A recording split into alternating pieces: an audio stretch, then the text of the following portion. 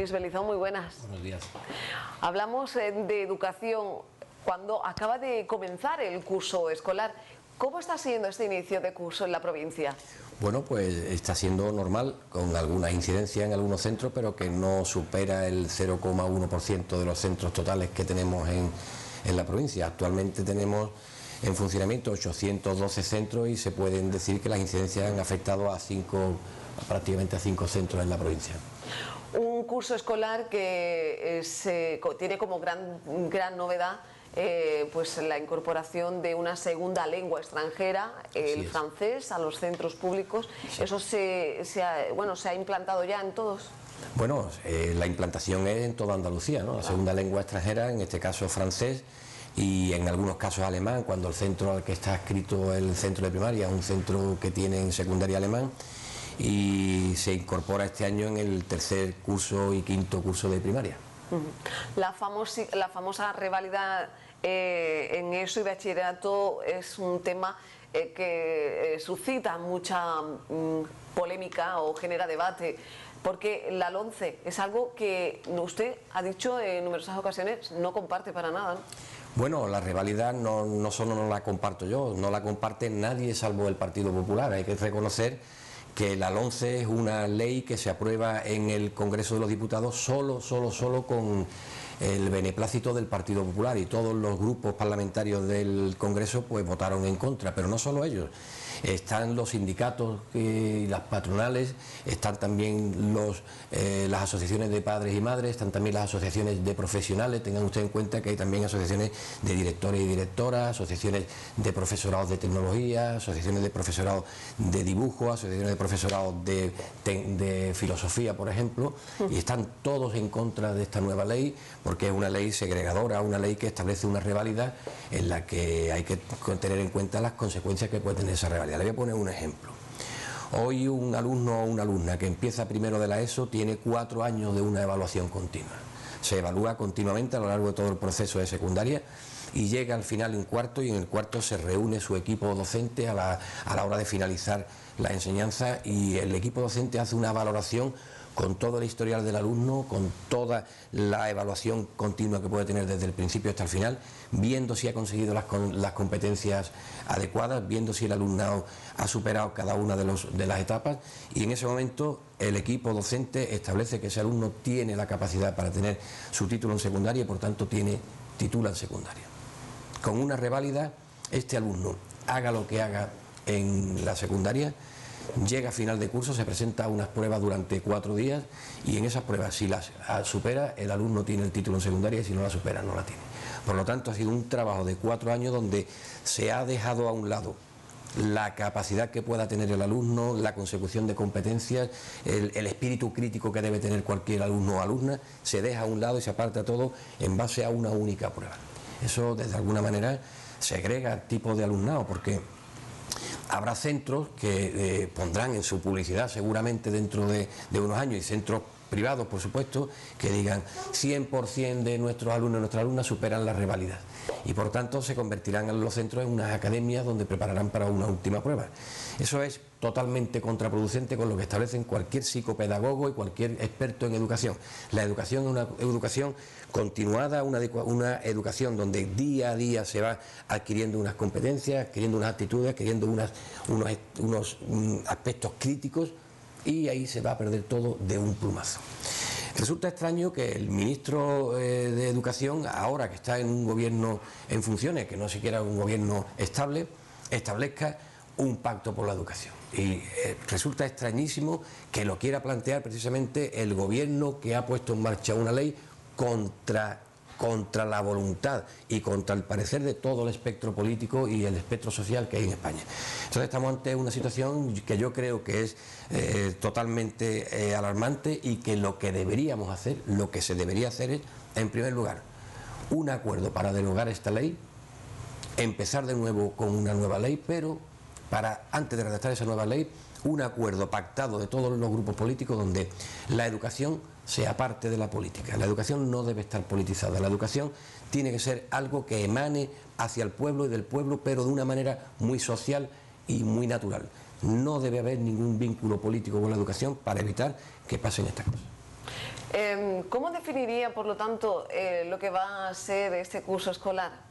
En cuanto a novedades se refiere. Bueno, en concreto lo que van a notar los padres, sobre todo, ¿no? Bueno, al respecto, desde la consejería se quiere transmitir un mensaje de tranquilidad a las familias, sobre todo el alumnado que está ahora mismo en cuarto de secundaria y en segundo de bachillerato, porque si bien la consejería va, y ya lo dijo el otro día nuestra consejera, va a recurrir ante el Tribunal Supremo el Real Decreto de Reválidas, también es verdad que la consejería ya está trabajando, desde la Consejería de Andalucía se está trabajando ya para que esa reválida, si hubiera al final que hacerla porque el Tribunal Supremo o bien no acceda al recurso o bien no lo estime, pues que sea prácticamente como ha sucedido en primaria, donde se hace una reválida a medida, teniendo en cuenta siempre que no se abandona de ninguna de las maneras la evaluación continua.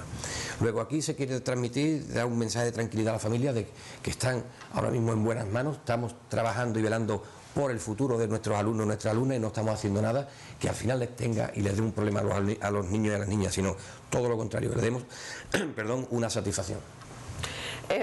Volvamos a otro aspecto que también preocupa mucho a los padres, es el tema de las infraestructuras de los centros educativos.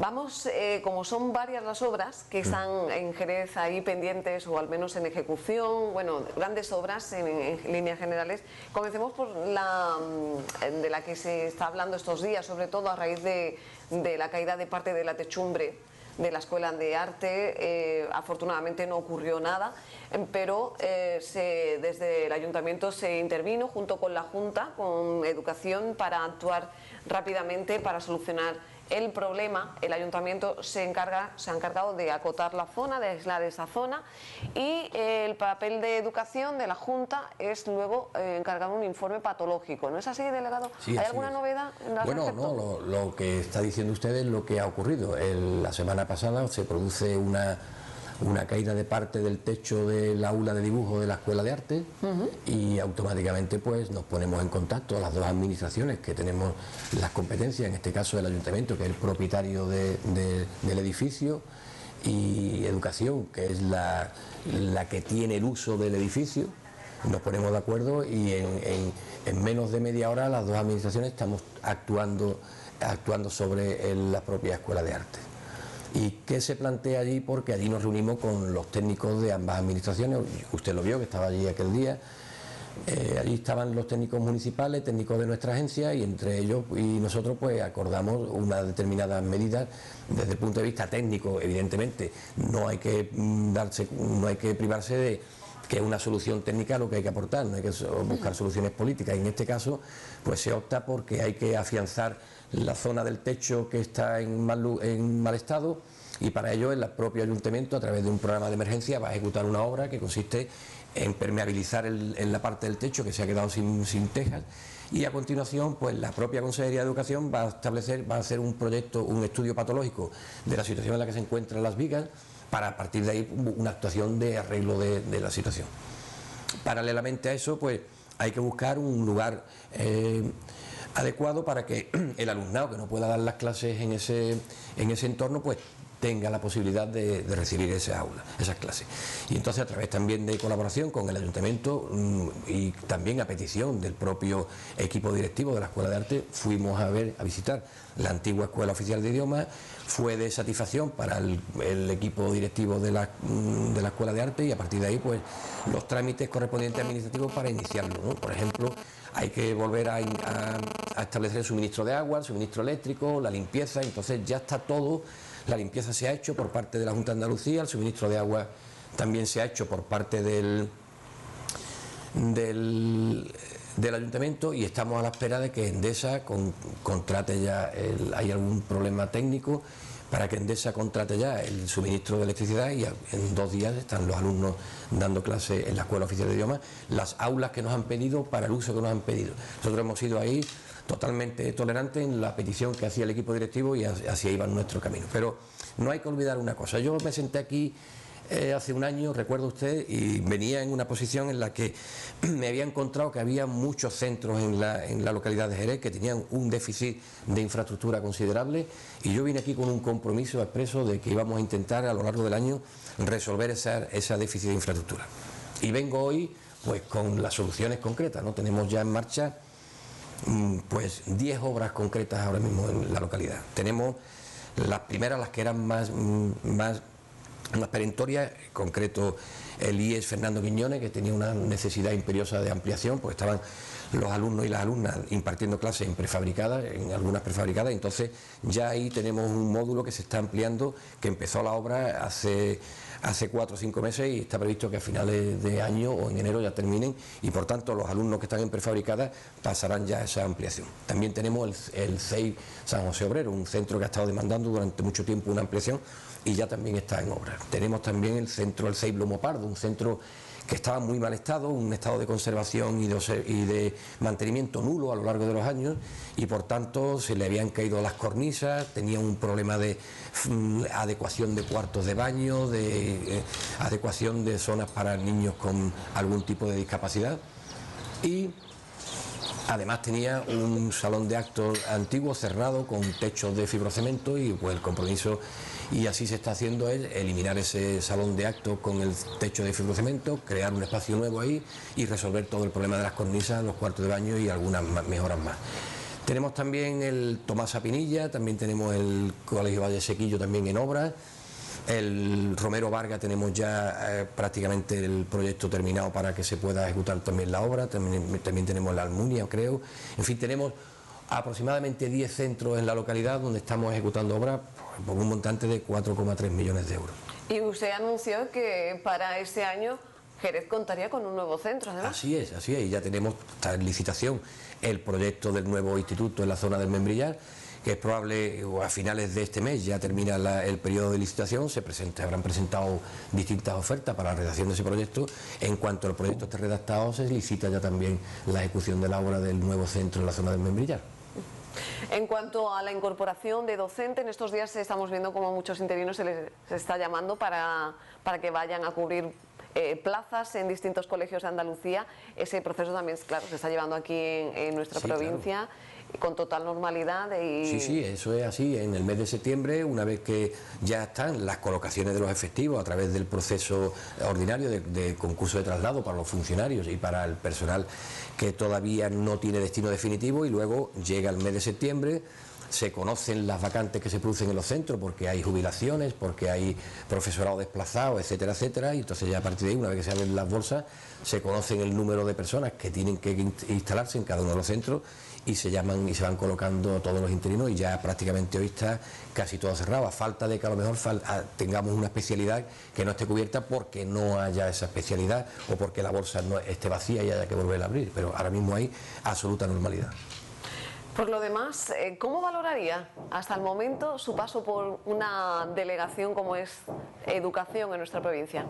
Bueno, a mí me gustaría que todo el mundo fuera delegado o delegada de educación para que lo sintiera.